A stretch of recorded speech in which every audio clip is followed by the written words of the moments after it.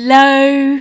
Is it just me thinking this, or have advent calendars become hideously expensive? I wanted the Diamine Inkvent calendar, but not for $174 dues. The Arteza one doesn't seem to ship to Australia, so that one's out. Graby's calendar is $90 US, so that's too expensive. And this Australian Shimmer Drops one is $210. How about no? But I found one calendar out there which is actually affordable. The Born Advent Calendar from Officeworks. This is a big stationery company in Australia. Originally $30, I paid $21 for it, and since then it has dropped to $15. For that kind of money, is it going to be any good at all? It has a single review with 1 star. Oh dear. Well, I'm gonna open it all anyway. Let's get into it! And yes, I am doing this entirely in voiceover. But this advent calendar is massive. I can't fit it all on screen here, so I'm just waving it around so you can see some of the pictures on it. From what I can gather, it should have a bunch of different art supplies by the brand Born, which is Officeworks' home brand as far as I can tell. I haven't really used much of their stuff before, so I'm kind of curious to know if the supplies will be any good at all, or if it's just bad quality. I'm just flipping the box over here because it was so enormous. On the back is where all of the little doors are. There are 24 of them, and I just need to find number 1 so we can start opening this thing. The 1-star review said the box was poorly built and all of the supplies were just falling around loosely inside. I could hear mine rattling inside, but I'm happy to report that all of my box is entirely intact and it's how it's supposed to be. So opening up door number 1, what have we got on this first day? A pen of some kind, and looking at it closely, it's a paint pen in silver, so that's a pretty good start. I always like a paint pen, and these are usually worth a little bit of money. But of course, being a paint pen, it has to be primed, so I'm going to have to shake it and pump the nib to get the ink down. I thought I'd swatch as I go along, and funnily enough, I have a Born visual diary in my paper stash, so I'll use that, and I'll get this pen going. First impressions, the ink is a little bit thin. It took a while to get pumping, but I was able to activate it eventually. The silver colour is really nice though. It's very hard to see on this white paper. I should have swatched it on black. I'm so dumb sometimes, but there we go. Silver paint pen. Moving on to door number 2. And this one had something entirely different. 2 pieces of oven-baked sculpting clay, and I just realised here that the names of the supplies are written on the inside of the doors. There's a green and a white. I haven't used this kind of clay in a very long time, so I'll probably just put that to one side today. But that's quite neat nonetheless. Now I have to go all the way up to the top to door number 3, and once I struggle to get the tab open, there is a little tube of acrylic paint. It's 6 mils, and this colour is medium green. So far so good with what's inside. I'll just do a little swatch of this. Of course, it wasn't fully open on the inside and I had to use the cap to make it open, and it exploded everywhere, but that's okay, I'll just put that on the paper, and I'm using one of my own brushes just to swatch this out. Yep, it's green. What's behind door number 4? It looks long, and I'm thinking it's either a pen or a brush. Let's get it open and have a look, if I can, because I kept pushing the tabs down and getting the cardboard trapped underneath, and then I ended up ripping half of it. But yes, there's a brush inside this one. The tag says Taklon paintbrush, and then we have this little number 7 round. It's not a bad little brush. I grabbed a pot of water just to rinse it out, and you can see there's a bit of green in that water from that green acrylic paint. The paint was still wet on the paper, so I'm just picking up a little bit to test the brush out. It seems to work well enough. The bristles are nice, and none of them fell out of the brush as I was testing it out and painting with it a bit later. Just a nice cheapy little brush, really. Door number 5 was quite a large square one, so I was wondering if it was going to be some sort of paper or surface, and sure enough, it's a mini canvas. How cute is that? It's actually quite a nice size. And I can never have too many mini canvases, they usually come in handy for something. I'm just showing the inside part of the calendar. You can see it is made up of layers of cardboard, and it's pretty sturdy. I had no issues with it, everything was sitting in its right compartment. I think that reviewer must have just had a bit of bad luck with a dodgy calendar. Where's the next one? It's over here, number 6. Also another big one, and I was trying to figure out what this might be. Maybe this one's paper.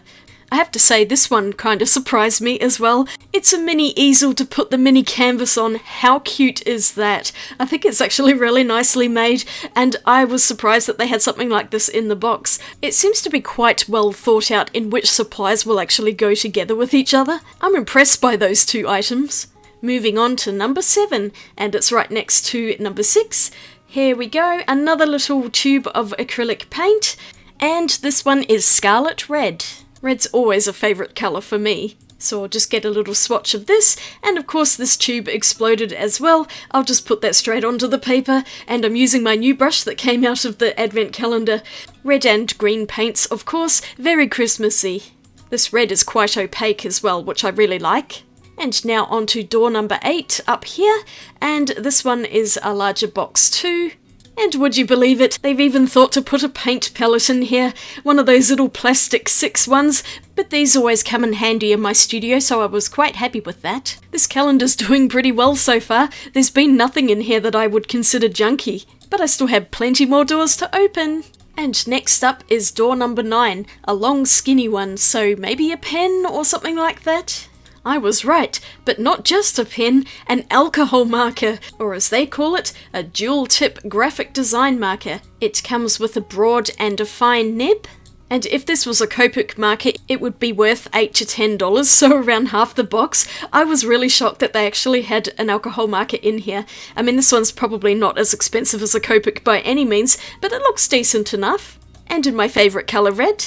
I'll just get my pad of paper and swatch it out, and it works perfectly well. It's exactly like any kind of alcohol marker I've ever used. And yes, it does seep through the paper a little bit. I was just trying out the chisel nib here, and I'll flip over so you can see the bleed through, which isn't surprising. I like that a lot. But moving down to the bottom of the calendar, and here's door number 10. It's another pen, an art fine liner, and if I can ever get this out of the box, they're so awkward. It's a nice looking pen with a fine tip, in green, water-based ink, and a 0.4mm nib. So I'll just quickly swatch that one out. And this fine liner worked perfectly as well. I like that the supplies in this calendar are aimed more for adults, but kids could use these as well with no problems. The calendar's starting to look a bit messy here with all of those ripped doors, but let's go to the next one, door number 11. A rectangular shaped door, and opening it up, here's some art sketching paper. I knew there'd have to be paper in there somewhere. I kind of wish it was a pad, but they are loose sheets and it looks like fairly standard cartridge paper. It is different to the paper in this pad here though. When I'll bring it over, you can see that the paper from the advent calendar is quite a lot creamier, and it's a little bit thinner as well. It's okay, but maybe one of the more slightly disappointing days of the calendar. But even that's not that bad. So next one we have number 12 up in the corner here. And this is a long skinny one as well. Ripping it open, what is this that we see? I wasn't quite sure, it looked like a magic wand to begin with, but no, it's actually a pigment liner. The white bit at the top was actually the box, and so the whole thing is black, and I really like the funky design of the pen. It's a standard 0.3 black fine liner, and it works exactly as I expect it to, so I'm happy about that. I can always use fine liners, they're really handy, and you can never have too many pigment liners, am I right? 0.3 is a good size too, not too thick or thin. Lucky 13, it's another skinny one, and to begin with I couldn't see what was inside and I thought there was nothing in here, but there is. It's a pencil, a coloured pencil. I was hoping for something other than red or green, and happily this one is different. It's a really bright magenta pink colour. I think it just says pink on the pencil, but of course it is completely unsharpened, so I'm going to move on to the next day in the hopes that it's a sharpener. It's only a little box, so I'm thinking that's what it is, and I was right, a metal pencil sharpener. Yay, I've got something to sharpen my pencil with now, assuming that it actually works, because sometimes these little ones aren't very good, but this was actually pretty decent, and I was able to eventually sharpen the pencil. I decided to do this over the bin in the end because it just took forever. But in a pinch, when I haven't got my big crank sharpener, it worked out perfectly fine, and I had a nice enough point. I didn't make it too pointy, but the colour's quite pretty. The pencil's actually not too bad, it has a decent amount of pigment in it. Maybe what I'd consider a good level student grade. Perfectly acceptable. But let's move on to day 15, somewhere at the bottom of the box here, and I had no idea what this was. It's kind of a medium-sized shape, not a pencil and not paper. It's wrapped in paper though, and it says compressed charcoal. Ruh-roh! That stuff can be very messy. But I was actually surprised that mine was in one piece and it didn't make too much of a mess at all. It's not a bad looking charcoal stick, this one. It's medium, so it's not too soft and crumbly, and I'll just get my swatching paper here so we can see what it looks like. I mean, charcoal's not my favourite thing in the world, but it's a legitimate drawing supply, so it's perfectly fine for it to be in an advent calendar, and I do use charcoal occasionally. I try to anyway. This one's not bad because it doesn't crumble everywhere. I still managed to get it all over my hand though. So, one wet wipe later, and I'm on to the next door. And that would be number 16 on the left-hand side here. The perforations are already broken, and that's because Nick had grabbed the box and accidentally crushed it. I told him off for his manly strength. This one has another pencil in here, but it's a watercolour pencil, and it's in a nice blue colour, so I'm glad they've actually added in a variety of colours in this box, because there's only so much one can do with red and green. And yes, I was confirming it was a watercolour pencil there, so of course I'm going to have to sharpen this one. And then I swatched it out on the paper. It's a really pretty blue, and it actually blends out completely in water. I was so shocked by that. I really thought there was going to be leftovers on the paper, but you can see it's completely dissolved. I might consider getting a set of these. Onwards to the next day, and we have number 17, another skinny one. So is it going to be a pen? Let's find out. Eventually, anyway. It's always such a struggle to open these on camera, but yes, it's a dual tip brush marker, so I was right about it being a pen, but I already knew. Once again in a blue colour, one side is a fine nib and the other is a brush. I always love the brush nibs. And once again, it's a perfectly good pen. It wrote out well, and the ink was nice. The brush side is really lovely. You can see it here. It's got a nice point on it. I like this pen. Next is number 18, and it's a smaller box. Looking inside, it is also wrapped in paper. It's an oil pastel. Now, you know I like oil pastels, so I'm quite happy about this one, although there's probably not a great deal you can do with a single one, but let's get it out and have a look anyway. And it looks like it's going to be a yellow colour just going by the paper. Yes, indeed, it's a really bright canary yellow, an unusual one to have in an advent calendar, but I like that it's a different colour to everything else. Swatching it out, it's nice and soft, it has a high pigment load, and overall I was quite impressed with it. So, I mean, all of the supplies so far have actually been pretty good quality. I can't fault them. Next up is door number 19, another skinny one. So let's see what pen or pencil is in here. It's another pen, and according to the label, it's an outline marker, which I was trying to figure out what that is, but then I remember it's one of those paint markers that kind of gives a little outline around the edge of it when you draw it out. It's a bullet tip, and I find these are usually hit and miss as to whether they're actually any good. Of course, it's one that needs to be primed. It took ages for it to come down. Eventually I got there, and now we can see it's quite metallic as well, with maybe a faint purple outline, which you can kind of see as I'm writing it. It's not the best one I've seen though. I have another outline marker somewhere which is a lot better than this one, but I don't mind the shininess of this pen, so it's not a total fail. It's quite nice just as a metallic marker. On to day 20, and it's somewhere in here, in the mess. It's another small one, so I was guessing it was some sort of accessory, and sure enough, it's a kneadable eraser. I find these to be hit and miss too. It's only a small one, but once I finally managed to get the plastic off, it rolled up nicely and I was able to knead it. Then I found a graphite pencil and just scribbled a bit on so I could test the erasing capability. Yeah, it works perfectly fine. Moving on to the next day, number 21, somewhere up the top, right in the top corner actually, and I'll just get this one open. It's another skinny one. Can you guess what it is? I'll give you a moment as I try to shred it open. There it is. It is a graphite pencil. Now I could have used that in the previous one when I was using the kneaded eraser, but that's okay. I'll get this one out and sharpen it up with the little sharpener that came in the box. It's a plain old HB graphite pencil. And I definitely can never have too many pencils, because I always lose them. Nothing much to report here. It's a perfectly standard pencil. It was nice and smooth and no scratchiness, perfectly fine to use. Exactly as I would expect. I had to rub some of it out with the eraser. On to number 22, another long skinny one. So let's see what it is this time. Getting it ripped open here. I cannot do these neatly, it is impossible. There is a charcoal pencil. I wasn't expecting that. I forgot that charcoal can come in pencil form. Another thing to sharpen, and usually charcoal doesn't sharpen that well. It's a medium though, so it's not too soft. I'll see how I go with the sharpener.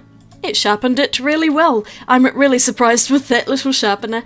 But this charcoal pencil seems okay. It's quite dark and it doesn't smudge too much, which I like.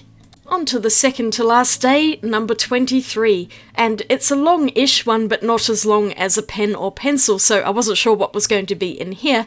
It's another drawing tool, a blending stump or tortillon. This one's kind of boring in the calendar, but it is actually quite useful.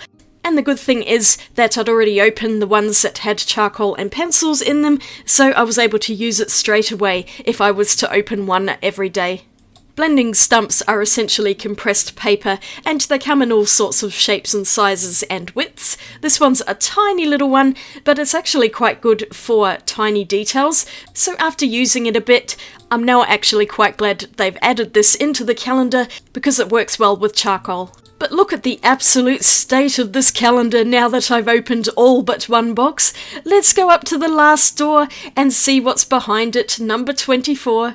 I was clearing some of this out of the way so we can actually see what's going on here. It's a fairly large box. I had no idea what was in it, and I'm just going to rip it open and we'll find out together. It's a mini mannequin. How cute is that? It had come off its little stand, but it did go back in. I mean, I honestly don't find them that useful because they're not very accurate to human bodies, but it is cute and I will have this as a little ornament in my studio. And here's everything that came in the advent calendar. It doesn't seem too bad for $20. I will add up everything in a little while just to see how much I think it's actually worth. But I do want to make some sort of artwork with them, so let's see what I can come up with. Born also has a range of colouring books, and I picked this one up, Australian Christmas Design colouring book, for $10. It actually has some nice designs in it, and they're on a thick cardstock. So I figured I could probably use most of the art supplies on this colouring book, and honestly I just could not think of anything to paint, so I'm just going to cheat a bit and have a picture that's already made, and then I will decorate it with as many art supplies as I possibly can. I was having a hard time trying to decide which one to use. How cute is that echidna? There's also a Melbourne tram, but that looks quite complicated. The fairy penguin is really cute, but the next picture is the one I decided to go for. How could I not choose a Christmas koala? I have to say that for $10, this colouring book is also really good value. It held up to everything I threw on it, including that alcohol marker. Because the card is quite thick, it really didn't seep through that much, so markers in this book would be great. And I'll definitely be getting out my alcohol markers to colour in some of these pictures around Christmas. Now, as for the koala, I used the charcoal block and pencil for the darkest parts of it, and the rest of it I just sketched it in with the graphite pencil, because koalas are grey, and this is the only supply I had which would do the job. So it's very much a mixed media piece. I used pencils, pens, and acrylic paint in this, even a little bit of oil pastel. I think I ended up using all of the supplies I could on this picture from the calendar. About the only things I didn't use were the easel and mini canvas. I also didn't use the mannequin or the sculpting clay because that just wasn't going to work for this, but all of the other supplies were fine for using in this piece. Most of the art supplies themselves come in sets, like the pencils and the pens.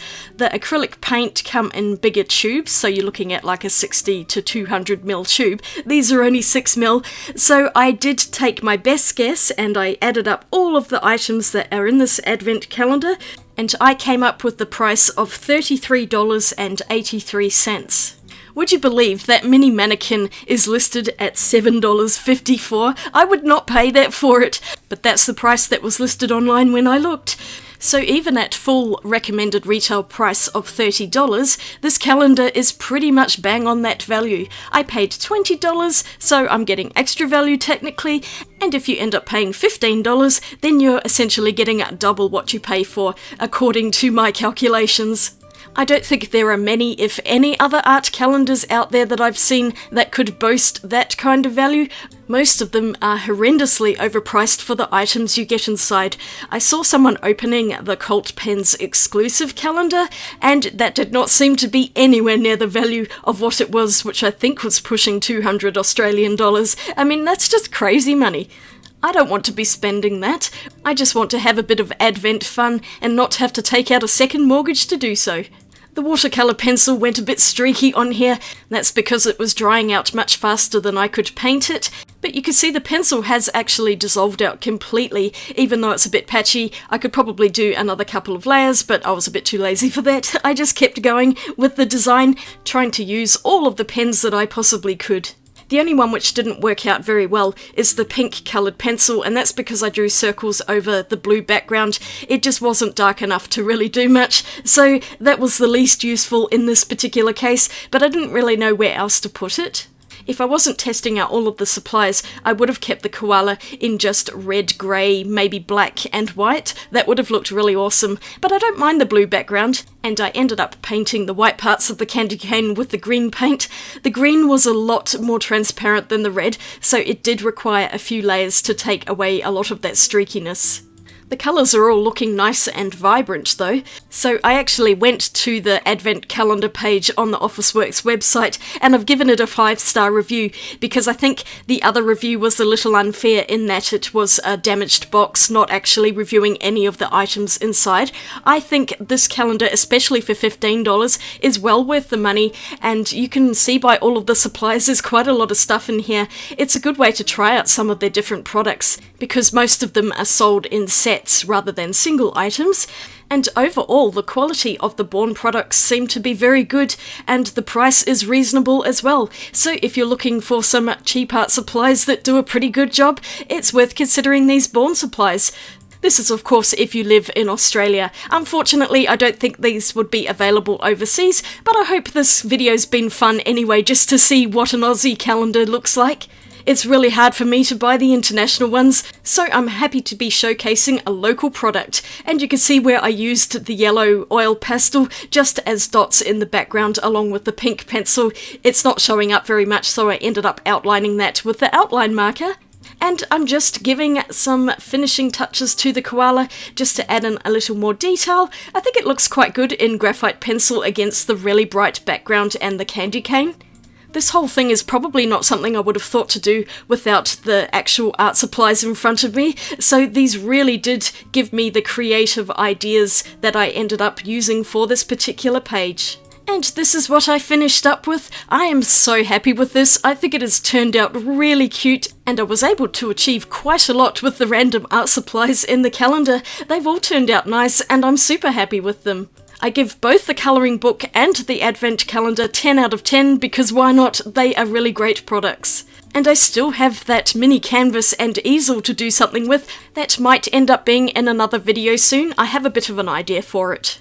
But I'm just going to sign this off, even though it's not technically my drawing, but I did all the colouring and that's the most important part. And as I film myself in a silly outro, I just have to say I'm so happy I didn't spend a lot of money, but I got something that was surprisingly good. Who would have thought that a cheap Advent calendar would be better than the expensive ones out there? Thank you for watching, I hope you enjoyed the video. Here's a couple of other ones to watch, and I'll see you all again next time. I hope you have a great day out there. Swatch you later. Bye! Oh, that was the dumbest ending ever.